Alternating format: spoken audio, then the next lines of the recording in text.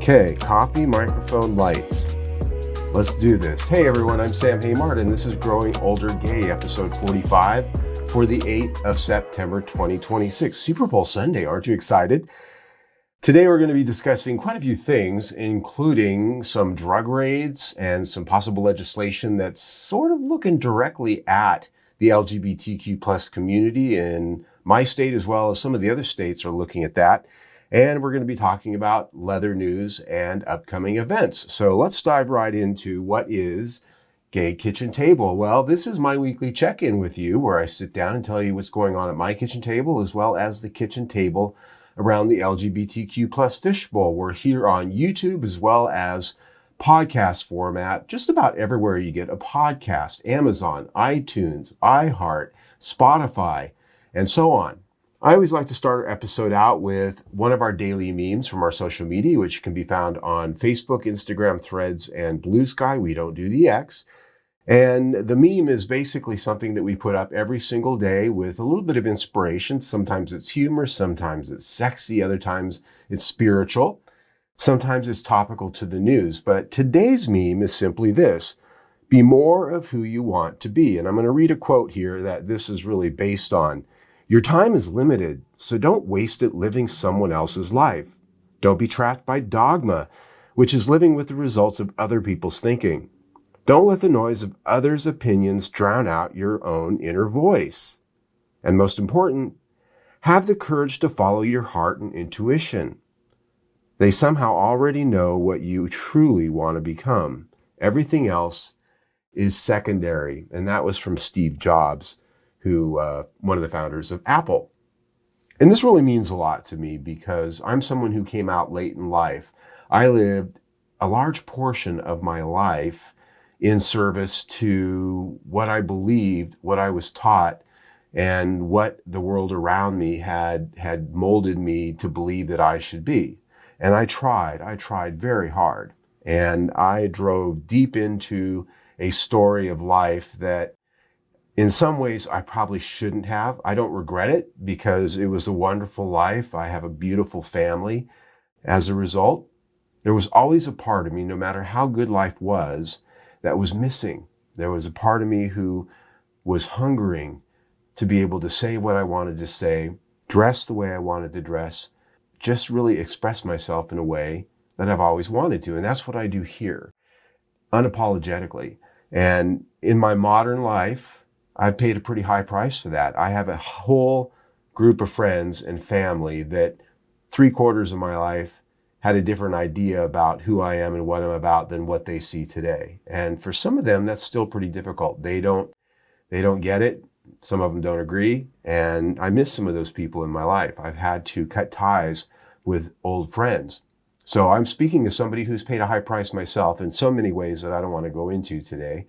As LGBTQ plus people, we tend to really want to do things, say things, and participate in things that scare a lot of people.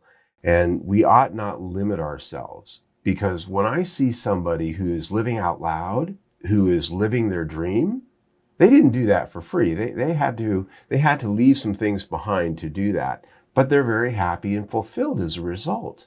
All of us have the opportunity to be more of who we want to be. All of us. And I encourage everyone to really take inventory where they are in their lives. Maybe there's part of you that you're compartmentalizing. My thing used to be there was the work Sam, the church Sam, the school Sam, the family Sam, the club over here Sam. There was a different version of me for all these different compartments in my life. And it was very difficult to manage. It became a stressor. It was one of the things that almost killed me, to be honest. And so today I strive to be one Sam. I strive to put all of my eggs in one basket in terms of who I am and what I'm about. So if you meet me, no matter what preconceived notions you might have, it's not going to take very long for you to really get a good understanding of all of the things that I'm about and be able to make a decision as to whether you want to associate with me or not. And I would rather have somebody get the taste and go, no, it's okay, not for me, than have them believe something that just simply isn't true because I'm portraying that. So yeah, that is our meme for today. And I got into the weeds a little bit, as I always do, about some of the back philosophy, but when I heard Steve Jobs say this in a speech many, many, many years ago, it really spoke to me. Now, check in. Super Bowl weekend. This is Super Bowl weekend. Aren't you excited? I said that at the outset. I am excited, and I'll tell you why. And that's because Bad Bunny is going to be at the halftime show, but I'm skipping ahead just a little bit. I'm not a sports fan at all. In fact, as I sit here right now doing this podcast, I could not tell you who is playing in the Super Bowl. I don't know. I don't care. I think I asked somebody earlier, maybe a week or two ago, and they told me, but I've long forgotten. It didn't mean a thing to me. And I've just never been into sports. Many people in the LGBTQ plus community are not into sports. It's one of the characteristics of the Are You Gay questionnaire. Do you like sports or not? A larger majority than most of us just don't care about sports or just not into it in the way that heterosexual people are. There are people in the community that are. I went to an event this week where it was a gathering of people from all different walks of the LGBTQ plus community, and there were some people wearing sports jerseys for their team that's playing in the Super Bowl. A couple of drag queens, no less. I'm like, wow, you're wearing this. What's that? Is that sports? One of the bars that I go to here in my neighborhood, a gay bar, they have TVs up and they play sports. That's part of the crowd and demographics of that bar. It's kind of a neighborhood blue-collar gay bar. Bears, leather guys, cigars, that kind of thing. And so, yeah, there are sports playing on the TVs. And a lot of the sports teams in town, like kickball and softball and some of the gay football league type stuff, they go there. That's the bar they go to. So I get that there are people in the community that are into sports. I'm not it. I am watching the Super Bowl on Sunday, at least the middle part of it. And it's because Bad Bunny, he's hot, he's sexy, and he is a friend of our community. Some would say maybe fluidly a member, but that's conjecture. He promises to put on a show that is woke AF, because as soon as he was announced, the MAGA right nut jobs out there went absolutely bonkers. They just can't take the fact that there is a brown man and one who cares about woke ideology. He's going to be doing the halftime show. Never mind that most of the people that have done the halftime show in all of the past years have fit into that same mold. But for whatever reason, Bad Bunny just gets him. Partly because he's not said kind things about their dear leader. But what's very funny about this show is that from what I have heard, he is promising to really lean into a lot of the personalities, the artists, and themes that really celebrate cultural differences that he brings to the table from a lot of the traditional football fans. He promises to rub it in their face, basically, like a puppy in a pile of poop. And because they know it, Turning Point USA, they are running counter programming during the halftime show. They're putting on their own halftime show called the All-American Halftime Show, because if Bad Bunny is doing a halftime show, it couldn't be All-American. Never mind, he's from Puerto Rico, which is an American territory. He is an American, but never mind that truth. MAGA doesn't necessarily care about facts. The All-American Halftime Show, their headliner, of course, is Kid Rock. Need I say more? So the All-American Halftime Show is basically going to be the version of the halftime show for all the uneducated bigots, the white trash, and the cheap beer drinking dirtbags. He's a good representative of the backsliding Christians of America for sure. Oh boy, have I gotten myself in trouble today. But I have not said a thing yet that's completely untrue. So, Super Bowl weekend. I'm watching Bad Bunny because he's a good guy, he's cute, and he's got a lot of friends in our community. So there's that. Okay, so now we need to talk about something a little bit more serious. The big gay cruise last weekend that left Miami. The Atlantis cruise on the Royal Caribbean Symphony was hit by Customs and Border Patrol as they were getting on the ship. Over 5,000 gay people were getting on this ship for one of the biggest gay cruise weeks of the year. And they had drug-sniffing dogs. They were going through the luggage. And they arrested 9 people for possession and, in some cases, trafficking of drugs. The drugs included ecstasy, LSD, cocaine, ketamine, methamphetamine, and GHB, the typical variety of drugs that we do see in our community. Now, I am not complaining about this in the sense that these people don't deserve to be arrested. If they were breaking the law, if they had possession of an illegal substance, yeah, that's going to get you arrested. But the fact that Customs and Border Patrol was at a gay cruise, going through everyone's luggage and making sure everything was right, is part of the larger picture that we're facing these days, part of the great shit show that is our administration. They have been attacking the LGBTQ plus community in every way, shape, and form. Customs and Border Patrol, ICE, the federal government, has been out there with their stormtroopers attacking America left and right. They've been in the cities. They've been going out and doing raids, looking for brown people. They've been killing white people in the streets for standing up.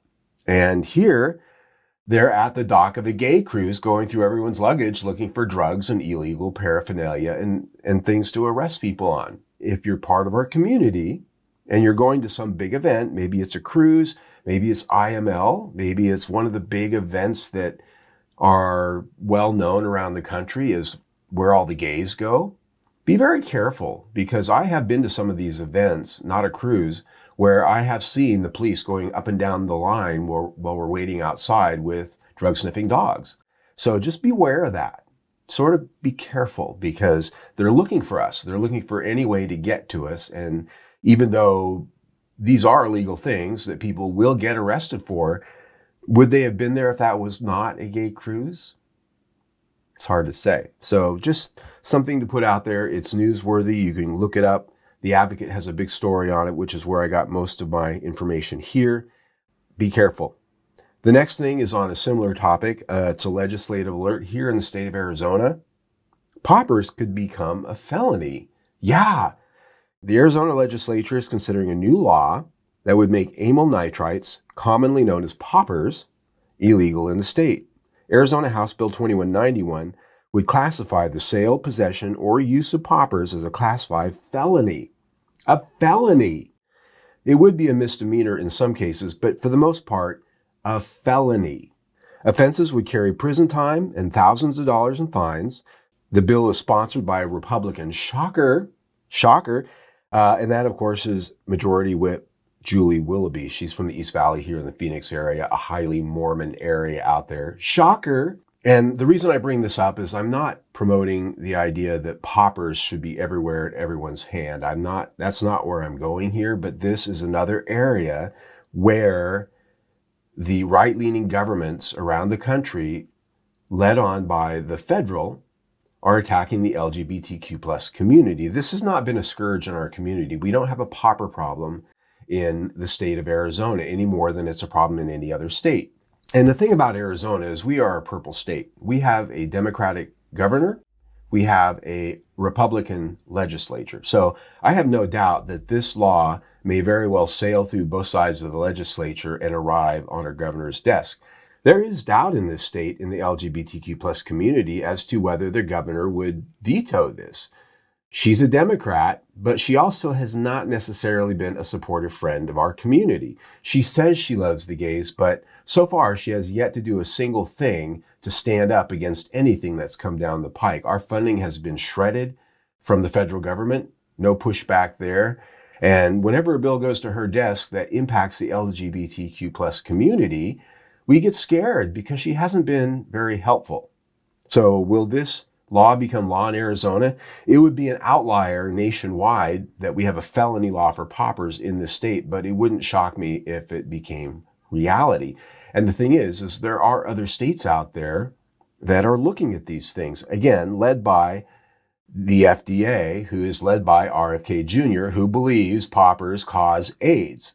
That's the mentality of the right wing out there. They are nuts. They're bonkers. They're crazy. And they're fascists. That's a pretty terrible combination. So watch out in your own state. We're going to be looking at this here in Arizona. And I will just reiterate that I am not advocating for poppers as a rule. I am just pointing out that we have anti-LGBTQ plus bias coming at us in all sorts of different ways that we really need to be watching out for out there. So we are going to take a break just in case we have an advertiser or sponsor on this episode or future episodes. So we'll be right back. All right, we're back. It's leather season. And while I don't have a lot of leather news this week, last week was the big Mr. Chicago leather contest at Touche. in Chicago. I want to congratulate Joey Metler, who won Mr. Chicago Leather 2026. Pretty handsome big guy. And he will be going to IML in May to compete there for the Mr. International Leather title. So congratulations, Joey. Good luck with your next level and everything that comes in between. Whether or not he wins IML, he will have the next year of wearing the title for Mr. Chicago Leather and will be involved in a lot of different events and things in Chicago. So you'll probably be seeing quite a bit of him. For this week, I'm going to talk about an event that's coming up. It's Gear Up Weekend, June 11th through the 14th, 2026. It's in California. You can go to their website, gearupweekend.com, to get their full bit of information. They don't have a lot of pictures, so I don't have a lot of things to show you here if you're watching us on YouTube. But if you're listening, here is the tea. It's an annual retreat designed to help gay, bi, trans, and queer men 21 plus to learn about and explore kink in a friendly, inclusive, and low-pressure environment. It's in the woods. It's in a camping environment.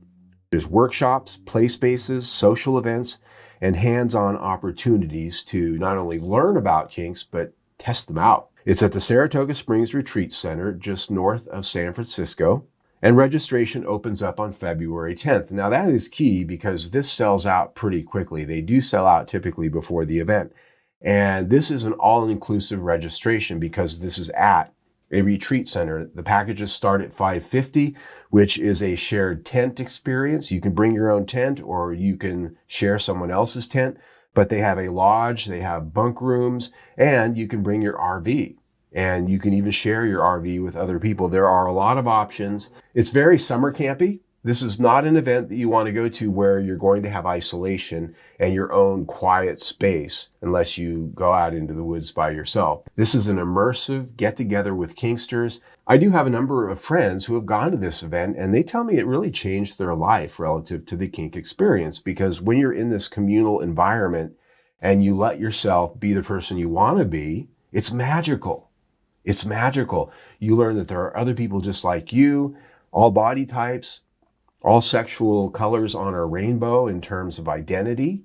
This is an event that I really recommend if you're new to the kink world. And there are old timers there who will help mentor you, who will help teach you and show you the ropes. Literally. Literally show you the ropes, if you know what I'm saying. So this is a big event. I talked about it last year, and gearupweekend.com is our website. Check it out. There's an event, save the date, Bear Week in P-Town, Provincetown, Massachusetts, July 11th through the 18th, 2026. You can find them on Facebook, and they have a website. Not a lot of information out there yet, not a lot of detail, not a lot of anything really other than the dates, which is why it's a save the date. But it's a big event every year, Bear Week in P-Town. As always, you can click on our events tab on our website, growingoldergay.com, for LGBTQ plus gatherings nationwide all year long, and even some international events I try to put on there. If you have an event you'd like to see featured on our event calendar, send me an email at sam@growingoldergay.com, sam at our website address, growingoldergay.com.